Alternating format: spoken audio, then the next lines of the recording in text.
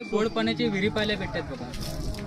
त्या गडाच्या चारी बाजूला समुद्र आहे आणि मध्ये गोड पाणी. ज्यावेळेस आपले महाराज आले होते ना किल्ल्यावरती, राजाने संपूर्ण पहिलं भेट पाहून घेतलं होतं.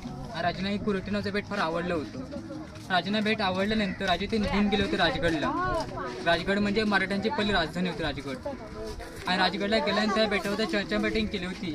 राजाने मग ठरवलं आपण कुरटे बेटा आपण किल्ला स्वतःचा बांधून घेऊया. मग आपल्या गडातील दुसऱ्यांदा याच्यापूर्वी राजगडातील सैनिक, आपले मजुरदार, किल्ल्याचे आर्किटेक्ट या सर्व पण आपल्यासोबत घेऊन आलेले होते. महाजीने गडाची गणेश पूजा केली होती. त्यावेळेस माझ्याने असा विचार केला होता, आपण जर बेटातील पहिल्याचा किल्ला बांधला नंतर आपल्याला बिघोड पाणी मिळलं जर नाही तर आपल्याला एवढा मोठा किल्ल्याचा काहीच होऊ शकत नाही. मग राजांच्या सैनिकांनी गडात केलं का होतं तर गडावरती प्रथम विहिरी खोदून घेतले होते.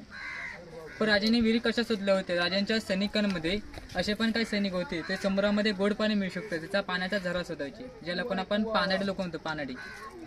तर त्या पानाडी लोकांनी बेटावरती तण जे जरा भेटल्या होत्या. मग राजांच्या सैनिकांनी विहिरी खोदून घेतल्या होत्या आणि तिने गोड पाणी लागण्यात आलं होतं. तर राजाने असं म्हटलं होतं, समुद्रामध्ये जे काही गोड पाणी मिळलंय ना तो आपल्या भवानी मातेने दिलेले प्रसाद आहे. पण या भवानी मातेचा प्रसाद म्हणून महाराजांच्या सैनिकांनी विहिरीला नावं ठेवली होती. तर या विहिरीची नावं अशी आहेत, साखर बाव, दूध बाव, दही बाव.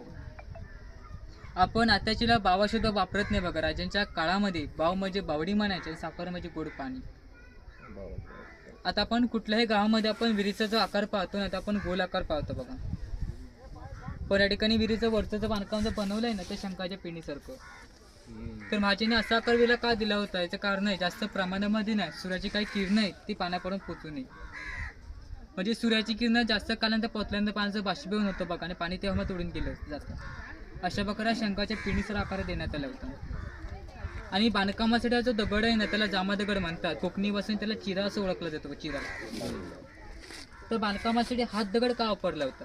त्याच्या दगडाचं असं वैशिष्ट्य आहे, हा दगड किती जरी उन्हामध्ये राहत असेल तर जास्त कधी गरम होतच नाही. नॉर्मल दगडात थंडच राहतो. दुसरं म्हणजे जसं आपण पाणी शुद्ध करतो बघा, त्याला आपण फिल्टर करतो की आपण हांड्या कळशीमध्ये आपण पाणी आपण गरम करतो बघा. तर हा त्यावेळेचा नॅचरल फिल्टर दगड आहे. त्या दगडामध्ये पाणी शुद्ध कसं होतं दगडा निरीक्षण करून बघा. दगडात छोटेसे कोरोसाचे छिद्र दिसतात बघा. जेव्हा दगड आपल्याकडे पाणी शोषून घेतो ना त्या छिद्रापासून ते पाणी पाझरलं जातं आणि पाझरून ते विहिरी पाणी ते साठलं जातं. त्याला नॅचरल फिल्टर असं ओळखलं जातं. त्या काळात हा फिल्टर हा दगड आहे. पण ज्यावेळेस महाराजांनी ती विहिरी खोदल्या होत्या ना तर पहिले म्हणजे केलं होतं काय, तर आपल्या विहिरीमध्ये पारकी वगैरे ठेवली होती. त्याला पण वॉचमध्ये सिक्युरिटी वाढ असायची विहिरीमध्ये. तर राजांच्या काळामध्ये सिक्युरिटी विहिरीमध्ये पारकी का बसवली जायची तर गडावरती अंग बदलून शत्रू यायचा आणि शत्रू गड. सर इकडे जाऊ शकतो का? नाही रे, नाही तर विचारून घे बाबा. शकतो ना.